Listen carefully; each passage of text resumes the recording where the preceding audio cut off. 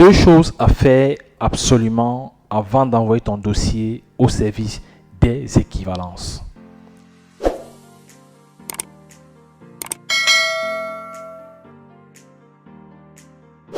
Salut à toi et bienvenue dans cette vidéo, bienvenue sur Réussir en Belgique. Si tu me découvres au travers de cette vidéo, sache qu'ici j'ai des étudiants africains, peu importe leur zone géographique, à faire leur procédure pour aller étudier en Belgique par eux-mêmes ou bien au travers d'un accompagnement. Donc, dans cette vidéo, il est question pour moi de vous donner deux choses à faire absolument avant d'envoyer votre dossier au service des équivalences. Mais avant de vous donner ces deux choses, je vais vous raconter une anecdote.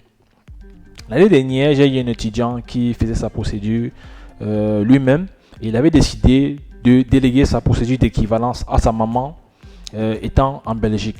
Donc, il a monté ce dossier, il a légalisé, il a fait tout ce qu'il fallait et il a envoyé son dossier à sa maman étant en Belgique.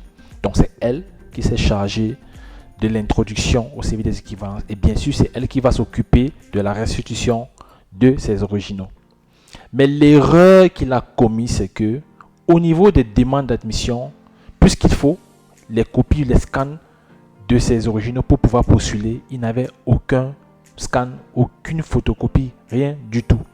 Maintenant, il avait deux possibilités. Soit il abandonnait la procédure d'équivalence, ce qui fait que s'il recommence, il va devoir payer encore des frais. Ou alors, il devait attendre la fin du traitement de son dossier d'équivalence, ce qui va encore prendre un certain temps et qui va avoir un impact sur l'avancement de sa procédure. Maintenant, je reviens au vif du sujet et je vais vous donner donc ces deux choses à faire absolument. La première des choses, c'est de faire les scans de vos originaux avant de les envoyer au service des équivalences, c'est-à-dire le scan de votre relevé de notes de bac, le scan de vos relevés, etc.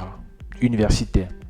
Donc, avant d'envoyer votre dossier au service des équivalences, rassurez-vous de faire les scans de tous vos originaux. Sinon, cela va vous causer un préjudice au niveau des demandes d'admission et bien sûr pour le reste de la procédure. Donc, rassurez-vous de faire des scans que vous allez mettre dans plusieurs stockages, clé USB, adresse email, ordinateur portable, téléphone portable, bref, dans plusieurs stockages. La deuxième des choses à faire absolument avant d'envoyer votre dossier au service des équivalences, c'est de faire des copies légalisées. Sachant qu'ici, les copies légalisées ont une durée de 3 mois. La légalisation a une durée de 3 mois.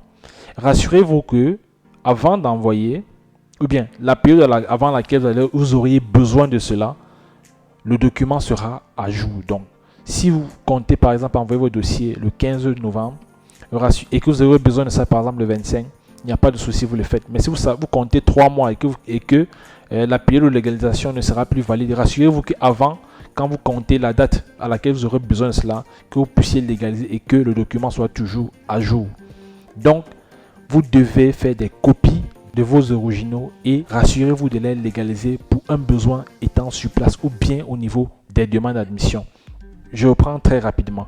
La première des choses, c'est que vous devez faire des scans de vos originaux, les stocker dans plusieurs stockages, clé USB, téléphone, ordinateur, adresse email, bref, même à une personne de confiance, vous l'envoyez vos originaux.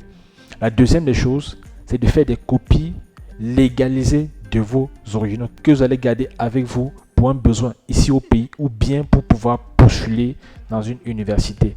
Donc, voilà les deux choses à faire absolument avant d'envoyer ton dossier au service des équivalents. Si tu as aimé cette vidéo, mets un pouce pour la référencer pour que ceux aussi qui aimeraient faire l'étape de l'équivalence sachent ce qu'il faut faire et les erreurs à ne pas commettre. Abonne-toi si ce n'est pas encore fait. Mets en commentaire s'il y a quelque chose que tu n'as pas compris dans cette vidéo ou bien que tu aimerais savoir. Et disons-nous rendez-vous dans une prochaine vidéo.